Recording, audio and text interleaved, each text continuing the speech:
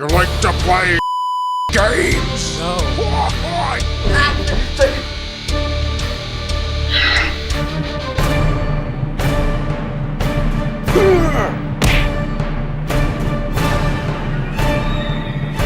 No good piece of...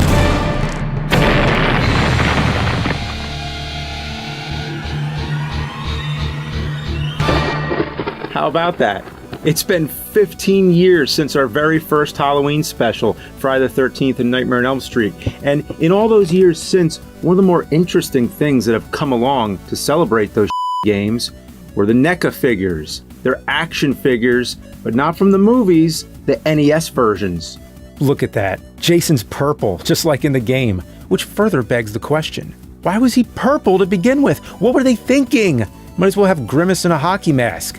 They even have the infamous death screen on there. You and your friends are dead. Game over. And Freddy, as you can see, is in the same obnoxious neon orange. Very scary. And it has the classic Freddy trademark, is dead. Well, anyway, we have some games to look at. Did you know there existed a Freddy and Jason game on the Commodore 64? Yeah, if you thought the NES versions were bad, wait till you see these. But first, I want to show you some other horror games on the Commodore 64, like Alfred Hitchcock's Psycho. I can't believe a game like this existed. Let's see if I can get it to load.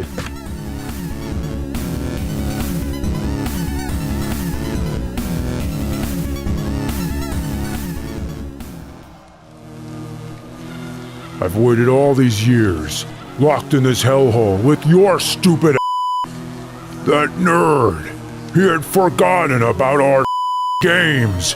And being forgotten is a But now, when he remembers the fear, that will give us power. That's our ticket back to the real world. And we'll make that nerd pay for what he's done to us. Well, Psycho is, pretty disappointing. Not because it's one of those keyboard command search-based games, which I suck at, but because it has very little to do with the movie. You're a detective in a stereotypical Sherlock Holmes outfit, I presume, searching the Bates Motel for stolen jewels. In the attic, you do encounter Norman and his dead mother, but that's about the extent of it. How about Ghostbusters? Remember how much the NES version sucked? Driving around, running out of gas, collecting money to buy equipment when it should have just been about zapping ghosts? Well, the Commodore 64 version takes it a step further. As soon as you start the game, you're assaulted with this boring wall of text. You have to buy the car? Shouldn't you just start with the Ecto-1? Which one is it? I'm no car expert, so I picked the first one, and I end up with Herbie the Love Bug. Well, this So I tried a game called Slimer. Yeah, now that's what I'm talking about. Food's flying everywhere! Eat it! I don't even know if this game was officially based on Ghostbusters, or it just so happened to feature a green floating glob called Slimer. But at least it's somewhat of a game. Next up, Evil Dead. Yes, an Evil Dead game on Commodore 64. You have to use a lot of imagination here. I think this is Ash, the Bruce Campbell character, or it's the top of a runaway sink. I don't know. This is the cabin. There's the fireplace. And this thing, oh, it's one of those swinging porch chairs. Wow. They tried. The object is to defeat all the Deadites. You can pick up weapons, but when you attack, your arms are invisible. Am I hitting him, or is he hitting me? You can even close doors and windows to stop them from entering. And when you die, the screen bugs out. Groovy. Well, that exists. I guess let's try the Rocky Horror Picture Show. Come on, nerd, play our games! Do it now! Well, it's Rocky Horror. It doesn't matter what I say about it. It's just the fact it exists. You take control of Brad or Janet, arriving at the castle and meeting all the wild characters.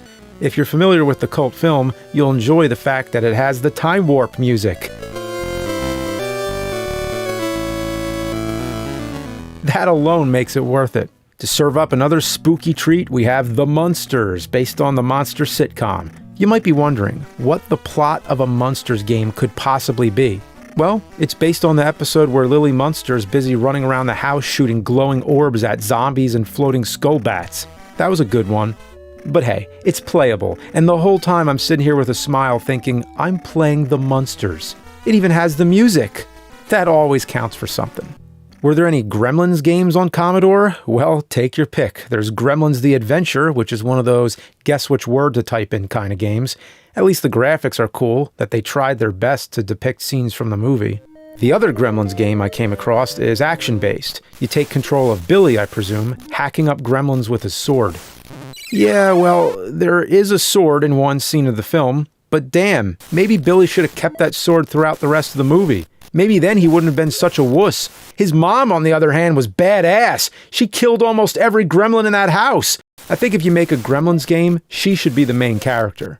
But forget about the movie-based games. What you want is stuff like this. Soulless. You're some mother monster going around in a damn dungeon, laying waste to inferior monsters. The backgrounds are surprisingly detailed, with horned demon heads and This is metal. But the jumping kind of sucks. What can you do? Next up is Chiller. At first, I thought it was going to be based on that ultra-gory crosshair shooter arcade, the one that got a tamed-down, crappy port on NES. But this game is totally different. You're hopping around this garbled mess collecting tombstones. When you get them all, you advance to the next level, which is a movie theater, and on the screen is the level you were just playing. So you were just inside a movie. That is a video game twist I've never seen, back in the days of Commodore at least. Very innovative. But you haven't seen anything until you've seen Weird Dreams. You want to know about this guy's weird dream? He was in some kind of machine. He jumped and then got transported to a carnival where a giant bee came and grabbed him by the crotch. By the crotch! And then he woke up in some kind of hospital with creepy people looking over him.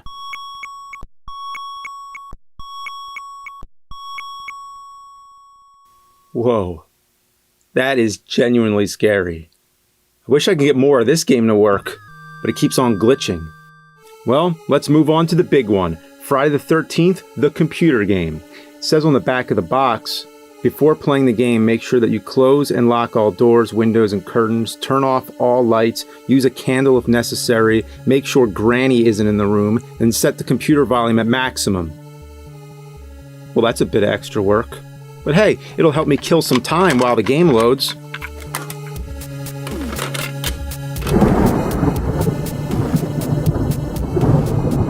Why is there always lightning in my room? Anyway, I'll be right back.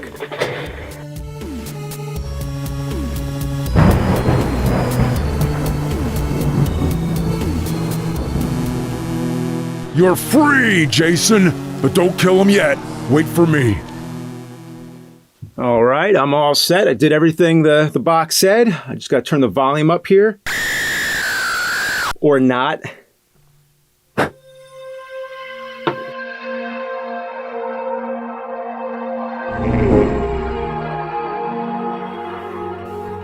Well, they certainly put a lot of effort into creating a whole cast of characters who you'll never care about. They even went through the trouble of giving each of them bios.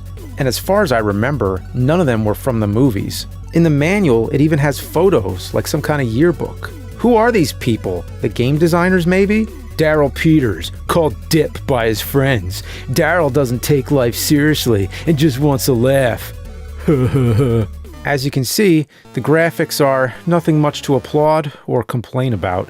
The floors are gray, the ground is gray, everything is just as bland as ever, but at least there's a lot to explore. Yeah, Camp Crystal Lake has cemeteries, barns, churches, pretty much everything except a lake. Well, that was random and scary. The goal is to stop Jason from killing all the camp counselors, which he can do off-screen, and each time one of them's killed, they change to a gravestone. So you're supposed to lure the counselors away from Jason. If you grab a cross and put it in a room, that room becomes the sanctuary, so if you lead the counselors there, they're safe. What kind of sense does that make? Jason's scared of a cross now? Like Dracula? No, Jason would see that cross and all he'd think is it's something else he could use to stab people with. I can't wait to be stabbing you, nerd! Hurry up and play my game! But this game does not lack weapons. This campground has axes, pitchforks, and spears just laying all over the place. You can pick one up at a time. I don't know if it even matters which one you pick. I'd pick the shovel, not the pick, because the shovel's my pick. You don't want to pick the pick because the pick is a pick and the shovel isn't a pick. If you pick the pick, the shovel isn't a pick. Now you've got it. So I have a weapon. I still haven't seen Jason anywhere. So I got restless, and I started killing random people. That is the most high-pitched, blood-curdling scream I have ever heard in a game. That'll perk your pets up, wake your neighbors. If you turn that up loud, it'll destroy your senses. But damn, let's hear that again. Yeah, again. Oh my god, it's like, ah! Oh man, that is amazing. That is the best scream of any game ever. I'm gonna make you scream. It's addicting. It's like your reward for murdering. Anytime you do it, you get to hear that hilarious shriek. I also love how the bodies stay on the ground, and if you return to the site, the game remembers to keep the body there. Wow, I think I found the true goal of this game. Kill all the counselors before Jason does. Challenge his body count. See who's the real slasher king of Camp Crystal Lake. Where is Jason anyway? You're not gonna believe this. Is Jason purple or pink, polka dotted? No, it's nothing like that. It's nothing you could even make up. Check this out.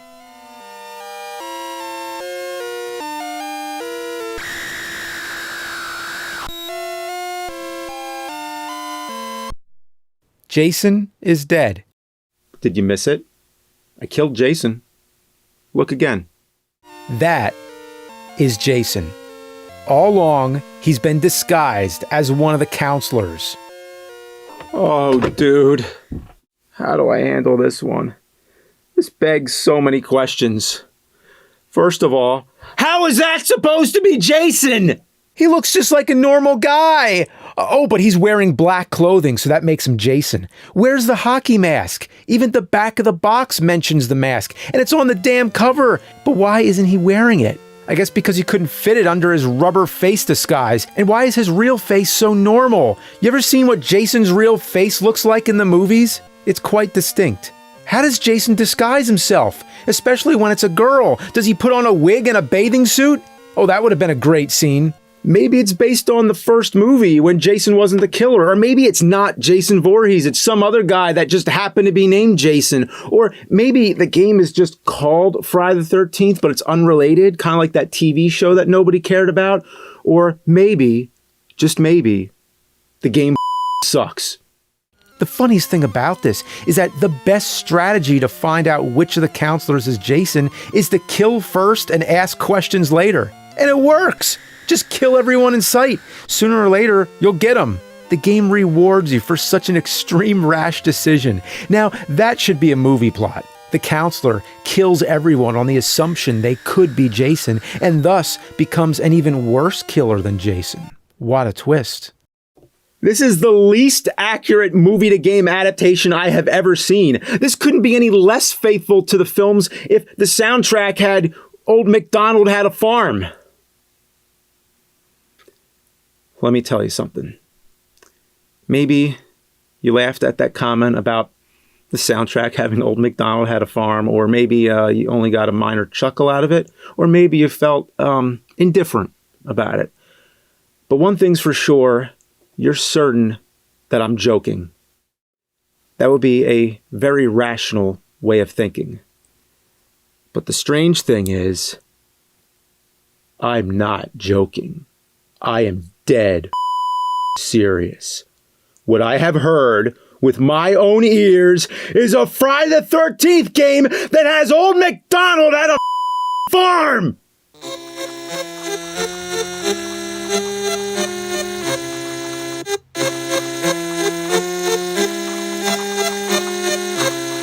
Jason Voorhees had a farm. And on that farm he killed a guy. With a here and a here. Jason Voorhees had a farm. Are you gonna sing Old MacDonald, or are you gonna play my game?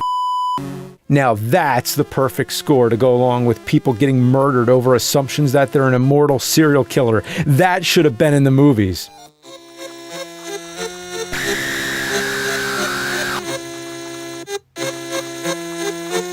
Old MacDonald is one of several unlikely songs to be featured in this game. There's the Wedding March, for example.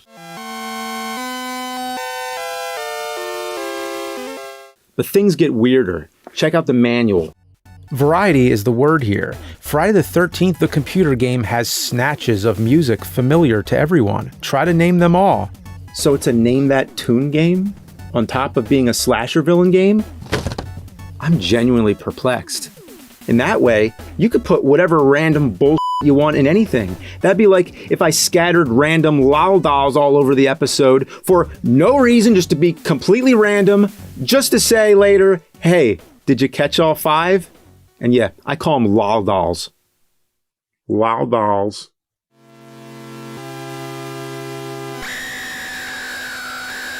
Wow! That is a bleeding severed head with a machete planted in it in a 1986 video game. That is absolutely stunning. Okay, this game rules, and the manual is a gold mine. The 2 blood capsules included free with this package are non-toxic and contain red sugar, which forms simulated blood when placed in the mouth. This game included blood capsules? Where are they? Where? Oh, I guess somebody already used them back in '86. Man, this game keeps getting more and more interesting. You're not gonna need blood capsules when I get there. How long is this review gonna be? Win a color monitor? All you have to do to win your Eureka monitor is to listen to the 10 sound effects recorded on your Friday the 13th tape after the computer game? There's audio on this cassette?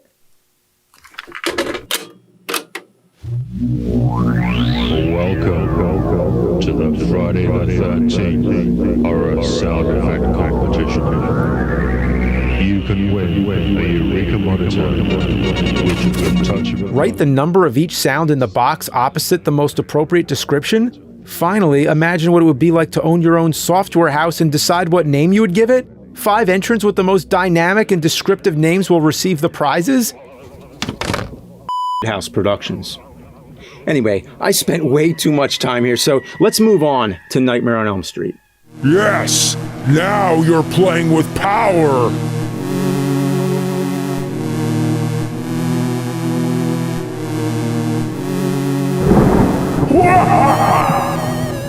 You start this thing up and right away, you got the cast of characters. Actual characters from Part 3. So this game is based on the Dream Warriors, sort of like the NES version.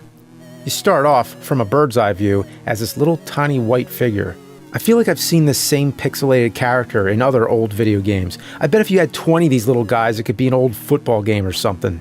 The goal here is that you're looking for Freddy's house, just to see if he's home, I guess, and he happens to live in one of the most confusing housing developments. Probably has courts and lanes and Unit A1, B2. Oh, Freddy's ready already. He's rock steady when he's in the Serengeti. He's chopping off your heady with machete. He's massive.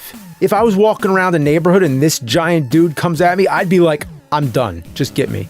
So I find Freddy's house, and it just looks like any other ordinary house on the block. Then I get a message saying that I've done well, but I now must seek my friends. You'd never know it, but looking at the manual, it's supposed to be Amanda Kruger, Freddy's mom, talking to you. Now, all of a sudden your character starts to look more like a fleshed out human being. The interior of Freddy's house is a maze of purple walls, and level 3 is like you're walking around giant slabs of green jello. All throughout the game you encounter stock enemies like skeletons and ghosts. Yep, we're in another edition of Boo Haunted House. There's hardly any sound in this game. You do get to hear the Freddy music at the start of each level.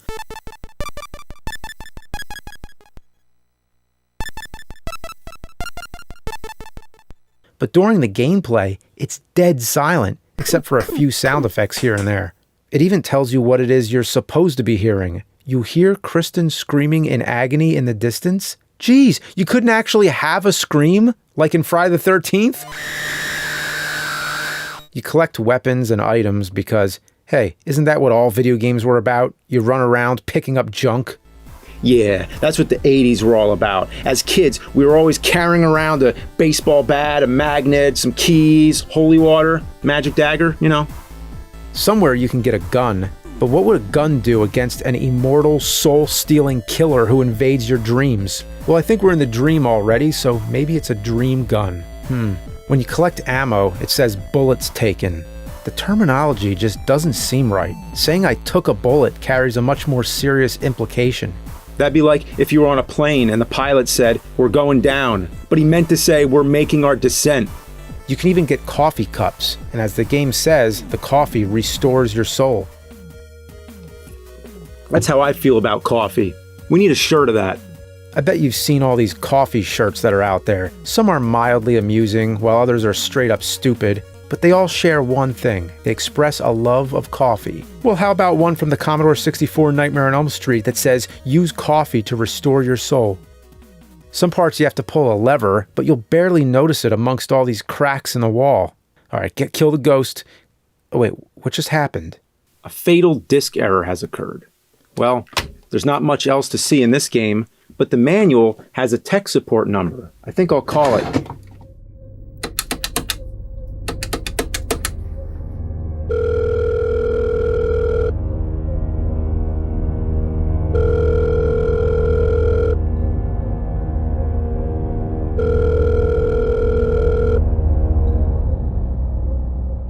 Nightmare on Elm Street tech support. What's your issue? I'm having a problem with my Commodore freezing up.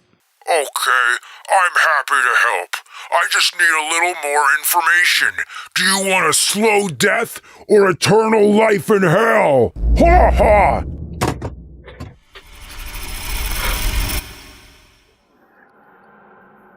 Ha ha! Time to experience a fatal error, nerd!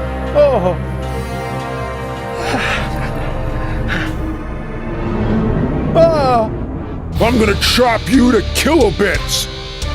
Ha ha ha ha! Ha ha ha!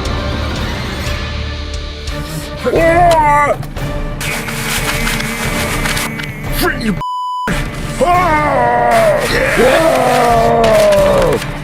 Yeah. No! No! Oh! Oh! No!